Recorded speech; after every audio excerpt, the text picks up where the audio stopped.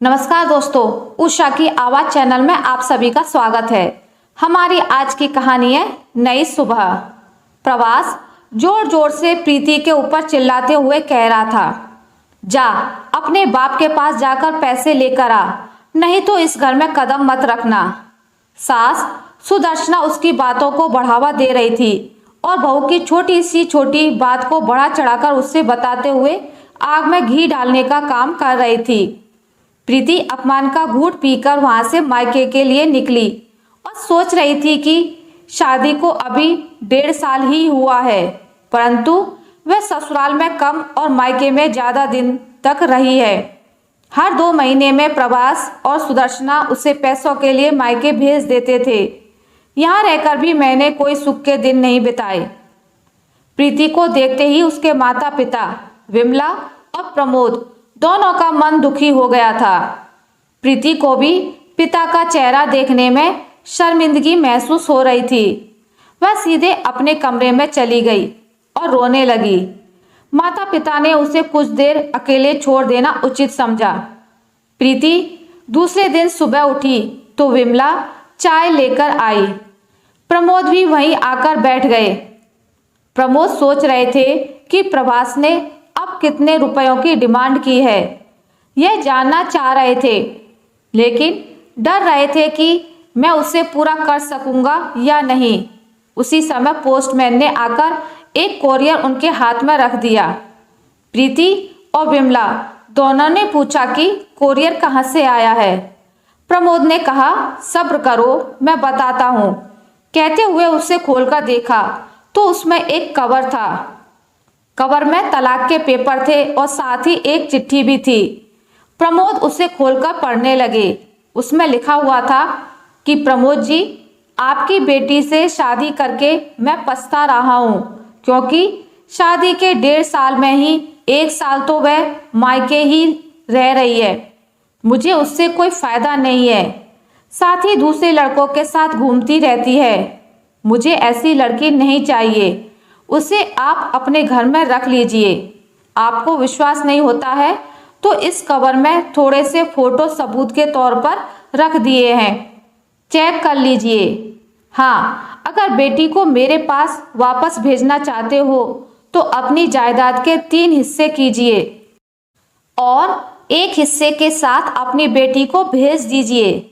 मैं फोटो वाली बातें भूल जाऊंगा और आपकी बेटी को पत्नी का दर्जा दे दूंगा।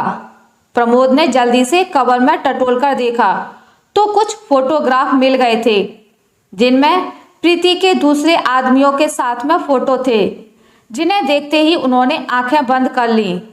प्रीति रोते हुए कमरे में चली गई। विमला सोच में पड़ गई कि प्रीति को ससुराल भेजूं या नहीं, क्योंकि कल ही उसे पता चला कि प्रीति मां बनने वाली है। पुराने जमाने के होने के बाद भी प्रमोद जी को यह तो मालूम था कि ऐसे फोटो आसानी से बनाए जा सकते हैं। उन्हें अपनी बेटी पर पूरा विश्वास था। उन्होंने उन फोटोग्राफ को उन्हें नहीं दिखाया और कमरे में जाकर छोटे छोटे टुकड़े करके फेंक दिया। प्रमोद और विमला के 3 बच्चे हैं, 2 बेटे और 1 बेटी प्रीति। दोनों बेटे सरकारी नौकरी में कार्यरत हैं। प्रीति ने भी डिग्री तक की पढ़ाई की है। किसी रिश्तेदार के कहने पर प्रीति की शादी प्रवास से करवा दी थी। उन्होंने बताया था कि प्रवास का अपना बिजनेस है, वह अच्छा खासा कमा लेता है। परिवार के नाम पर उसके साथ सिर्फ एक माँ ही है। प्रीति शादी के कुछ ही दिनों बाद जब वह पहली बार मायके आई थी, तभी उन्हें पता चल गया था कि प्रवास और उसकी मां दोनों ही पैसों के लालची हैं। विमला पहले तो प्रीति को ससुराल भेजने के खिलाफ रहती थी, लेकिन जब से उन्हें पता चला कि प्रीति मां बनने वाली है, वह उसे ससुराल भेजने की जिद करने लगी। उन्हें लगता कि एक अकेली औरत बच्चे को पाल नहीं सकती है। उसकी बातों को सुनकर प्रमोद ने कहा कि विमला, मैंने सारे लोन ले लिए हैं, साथ ही 1-2 दोस्तों से उधार भी ले लिया है। अब उसे पैसे कहाँ से दूंगा? विमला ने कहा, देखिए, हम यह घर बेच देंगे। मैं बेटों को क्या जवाब दूंगा? तीनों का बराबर हिस्सा है, परंतु अब तक मैंने सबसे ज़्यादा तो प्रीति को दिया है। उससे 50,000 से ज़्यादा दे दिया है। विमला ने कहा कि हमारे बच्चे अच्छे हैं, अपनी बहन के लिए वे कुछ भी कर सकते हैं। मुझे पता चला है कि हमारे पीछे के मोहल्ले में रहने वाले शर्मा जी रिटायर हो रहे हैं और घर खरीदना चाहते हैं, तो मैं सोच रही हूँ कि हम उन्हें अपने घर के बारे में बता देते हैं। आप बैठिए, मैं आपके लिए चाय बनाकर लाती हूँ, आप पीते रहिए। मैं शर्मा जी से बात करके आती हूँ। कहते हुए वह चाय बनाने के लिए रसोई में पहुंचकर चाय बना लाई और प्रमोद के हाथों में थमाकर घर से बाहर जाने लगी। उन्हें लग रहा था कि जैसे तैसे प्रीति को ससुराल भेज दें, क्योंकि वह मां बनने वाली है। उनके जाते ही प्रमोद पेपर पढ़ते हुए चाय पी रहे थे। प्रीति कमरे से बाहर आई और धीरे से पुकारा, पापा। प्रमोद ने उसकी आवाज सुनी तो उसकी तरफ देखा। उसने कहा कि मैं आपसे कुछ बात करना चाहती हूँ। प्रमोद ने कहा, बोल बेटी, क्या कहना चाहती है? उसने कहा, पापा, आप जैसा सोच रहे हैं वैसा नहीं होगा।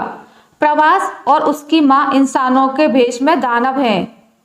पापा, बहुत सी ऐसी बातें हैं जिन्हें मैं आपको बता भी नहीं सकती हूँ। मैं वहाँ नहीं जाना चाहती हूँ।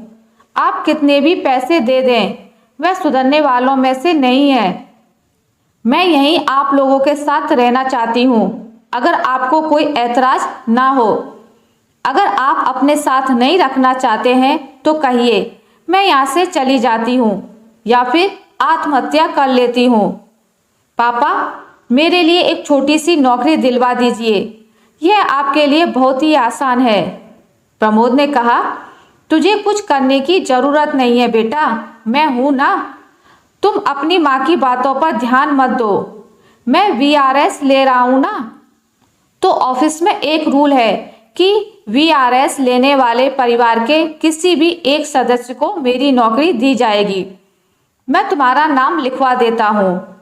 तुम्हारे भाइयों को ईश्वर की कृपा से मेरी नौकरी की जरूरत नहीं है। वे दोनों अच्छी पोस्ट पर हैं। मेरे बारे में चिंता की जरूरत नहीं है। मुझे पेंशन मिलेगी और रहने के लिए यह घर है। तुम्हें अभी इसकी जरूरत है तो बेटा, मैं माँ को समझा लूँगा।